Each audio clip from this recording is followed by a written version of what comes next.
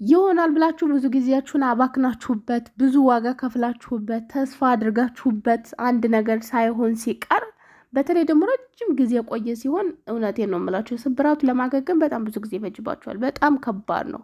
ላታገግሙም ትችላላችሁ። ነገር ግን ብልጥ ሰው ከጎረቤት ይማራል፣ ሞኝ ደግሞ በራሱ ላይ እስከሚደርስ ድረስ ይጠብቃል ይባላል።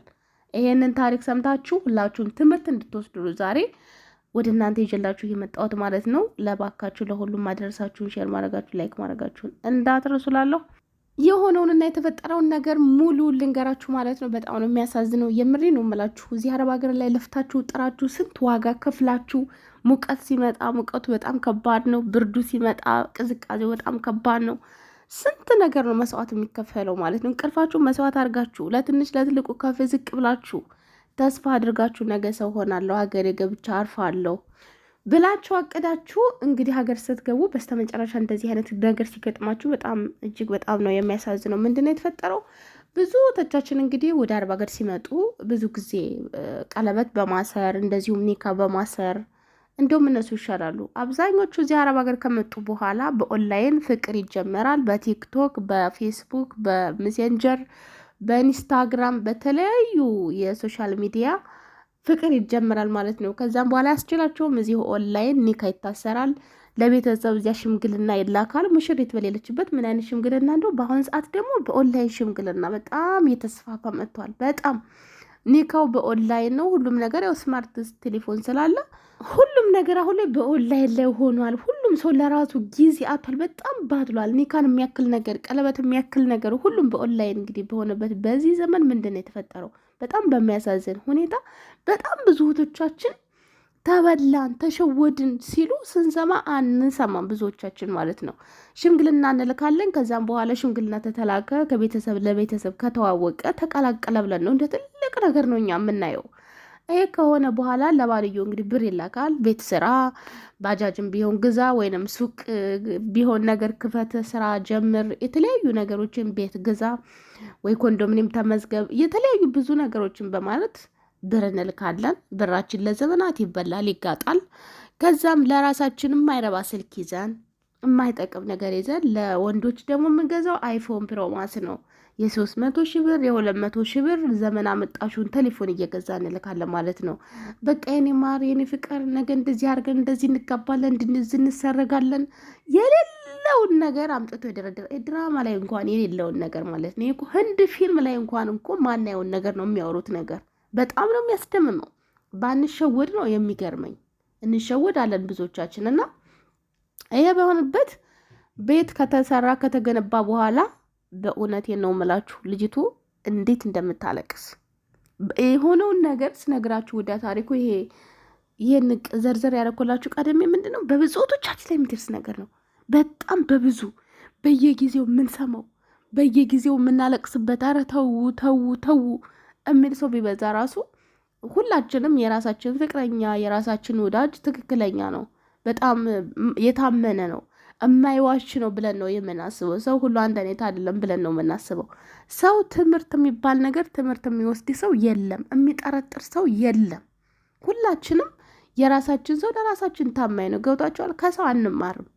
ሞኝ ሰው በራሱ እስከሚደርስ ድረስ ይጠብቃል የተባለው ለዚህ ነው። ብልጥ ሰው ግን ጎረቤቱ ላይ የደረሰው ነገር እኔ ጋስ ቢደርስ የኔ ሰው ምን ያህል እውነተኛ ነው፣ የኔ ስንትን ምን ያህል ትክክል ነኝ በመሄድበት መንገድ ብሎ ይመረምራል ብልጥ ሰው። ሞኞች ግን ራሳቸው ላይ እስከሚደርስ ይጠብቃሉና ይቺ ልጅ የሚገርማቸው ነገር በጣም ጠንቁቅና ቅጥፍ ያለች ነች። እንደዚህ አይነት ነገር ራሱ ይደርስባታል ብላችሁ አትጠብቁ። የተፈጠረውን ነገር ልንገራችሁ። እዚህ ኦንላይን እንግዲህ ሆና አብረን ነው ኒካ ያሰረችው ማለት ነው። ኒካ ካሰረች በኋላ ቤት ስራ እያለች እንግዲህ ብር መልከው ለሱ ነበር። ሰፈር ውስጥ አብረው ናቸው፣ አብረው ያደጉ ናቸው፣ ይታወቃሉ በብዙ ነገር ማለት ነው። ኒካ አስረው ቤት ስራ ብላ እንግዲህ እየሰራች ስትልክ 8 ዓመት ሆናት። በስተመጨረሻ እሱ በአሁን ሰዓት ሌላ አግብቷል ማለት ነው። ሌላ አግብቷል። ሌላ ሲያገባ ግን ይሄ እዚያ የተሰራው ቤት ግማሹ እንግዲህ ተሸጦ ከሁለት እንድትካፈል ነው ያደረጋት ማለት ነው። ጥያቄ በሽምግልና ሁሉም ነገር የተወሰነውን ነገር ነው የምነግራችሁ። ለሁለት ቤቱ ተሸጦ ለምን እኔ ለፍቻለሁ ጥሪ ያለው እሷ ብሩን የምትልከውም የሰራሁት እኔ ነኝ፣ ብዙ መስዋዕትነት የከፈልኩት እኔ ነኝ። ምንም በሌለበት እንግዲህ ያንን ቤት ከሁለት ተደርጎ እንዲካፈሉ። ይህም ብቻ አልበቃም። ኒካ ያንን ከተደረገ በኋላ ኒካ ለማውረጃ 400 ሺህ ብር የጠየቀው ማለት ነው። ካለበለዚያ ኒካ አላወርድም ብሎ። እርግጥ ነው በእስልምና ህግ አንድ ወንድ ልጅ እስከ 4 ማግባት መብት አለው። መብት የሚኖረው ግን መቼ ነው? ያችን ሴት ማስተዳደር እስከቻለ ድረስ፣ ልጆቹ ማስተዳደር እስከቻለ ድረስ፣ ጥሩ ገቢ ጥሩ ድርጅት እስካለው ድረስ ነው እንጂ ምንም ነገር ሳይኖረው በሴት ብር ሌላ 2-3 ሴት የማግባት መብት አለው ብዬ አላስብም። እኔ በግሌ ማለት ነው። በብዙም ባይሆን እውቀቱ አለኝ ስለምና ማለት ነው። ግን እሷ ያደረገው ምንድን ነው? እሷ እዚህ አረብ ሀገር መታ ትለፋለች፣ ትጥራለች፣ ትግራለች። እሱ ሌላ አግብቷል። የሀገር ሽማግሌ ተይዞ ብዙ ነገር ተባለ፣ ብዙ ተጠየቀ። ልጅቷ ልታብድ ደርሳለች አሁን ላይ ማለት ነው። እሷ እዚህ በለፋችበት ይሄን ሁሉ እንኳን አድርጋለት ኒካ ለማውረጃ ገና ተጨማሪ 400 ሺህ ብር ጠይቋል ማለት ነው። ወይ ቤቱን እንኳን ሙሉውን ወስዶ ራሱ ኒካ ሊያወርድ ራሱ ይችላል። በእስልምና እንግዲህ አንድ ሴት ልጅ ኒካ ካልወረደላት ሌላ መግባት አትችልም። በጣም እኮ ነው የሚያሳዝነው ማለት ነው። ስለዚህ እኔ የምነግራችሁ ነገር ምንድን ነው? አረብ ሀገር ሆናችሁ ወንድ ላይ አይናችሁን አታሳርፉ። ሰው የሚላችሁ ነገር ስሙ። በእውነት ነው የምላችሁ። በጣም ብዙ ሰዎች ይናገራሉ። ታሪካቸውን ሲናገሩ እናንተ እስቲ በዚያ ቦታ ራሳችሁን ቁጭ አድርጋችሁ አስቡት። ሲጀመር አንድ ሴት ልጅ ራሷ መቻል አለባት። በገንዘብም በአእምሮም በሁሉም ነገር በእውቀትም ብቁ ካልሆነች ለትዳር ዝግጁ ናት ብዬ አላስብም። እንደኔ ለምንድን ነው ገንዘባችን እየሰራ ዝርክርክርክርክርክርክርክ በስተመጨረሻ ማልቀስ ማልቀስ? ስንቱ ነው እያለቀሰ ሚዲያ ላይ እያየ ነው። ስንት ነው 10 ዓመት ሰራሁኝ ምንም ነገር የለኝም፣ ይሄን ያህል ዓመት ሰራሁ ምንም ነገር የለኝም፣ እንደዚህ በላይ ላይ ያገባብኝ፣ ካደኝ፣ ተበላሁ የሚለው በየሚዲያው ስንት ነው የሚያለቅሰው? ስንት እህቶቻችን ናቸው እያለቀሱ ያሉት። እኛ ግን ከእነሱ ማንማርበት ምክንያታችን ምንድን ነው? ለምንድን ነው በእነሱ ላይ እየደረሰው እኛ ጋር እንደማይደርስ በምንድን ነው የምናረጋግጠው? ለምንድን ነው እኛ የተዋወቅነው ሰው ትክክለኛ መሆኑን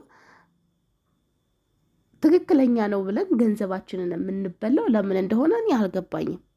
ገንዘቡ እኮ ቀስ ብሎ ስትሄጅ እኮ ይደርሳል። አብራችሁ ብትሰሩ እኮ እዚያው ሄደሽ እኮ ይደርሳል እኮ። የእውነት የተክለ ወልድ ባለቤት ከዚህ በፊት እኔ ሁል ጊዜ እሷ ላይ ይችን ልጅ በወሬዎች መካከል ሁሉ አስገባታለሁ። በጣም ጀግና ነች። ባጃጅ ጊዜ ልይ ሲላት እኔ ስመጣ ይደርሳል ነው ያለችው። ስመጣ ይደርሳል። ብሩንም ብልክልህ እኮ ላትገዛበት ትችላለህ አንተ። በምን እርግጠኛ ነኝ? ብዙ እህቶቻችን አልቀሰዋል፣ ተበልተዋል፣ አንብተዋል። በእነሱ የደረሰ በእኔ እንዲደርስ አልፈልግም ነው ያለችው። እሷ ግን በደንብ የምታውቀው ነው። አግብታው ለአንድ ወር ያክል አብረው ተቀምጣ ብዙ ግንኙነት አላችሁ። ቤተሰብ ለቤተሰብ ሁሉም የተዋወቀ ነው። በሰርግ ነው ያገባችሁ። እናንተ ኦንላይን አግብታችሁ ኒካ ስራችሁ ገና ለማታውቁት ሰው ብር በየወሩ የምትልኩ ሰዎች ነገ ውጤታችሁ ለቅሶ ነው።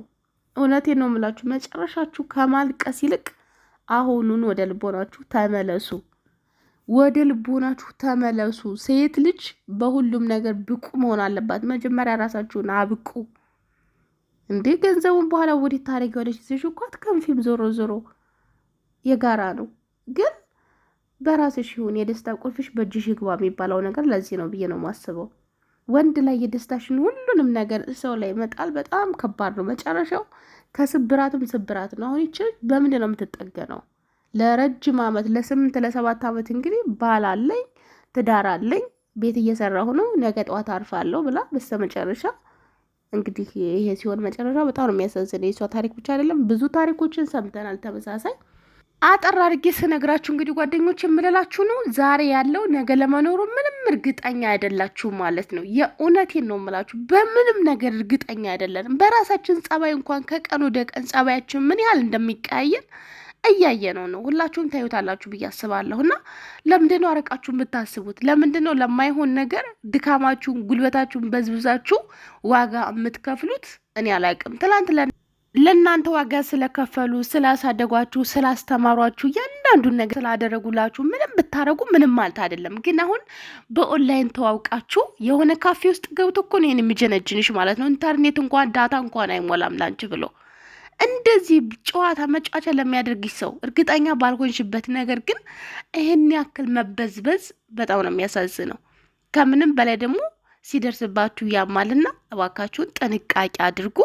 ሰው በአንዱ አንዱ ሊማር ይገባል ብዬ አስባለሁ። በድጋሚ እስከምንገናኝ ድረስ በያላችሁበት ሰላማችሁ ይብዛልኝ። ቻው። ተጠንቀቁ ባካችሁ። ይህን ቪዲዮ ደግሞ ለሁሉም አድርሱ። ላይክ ሼር እያደረጋችሁ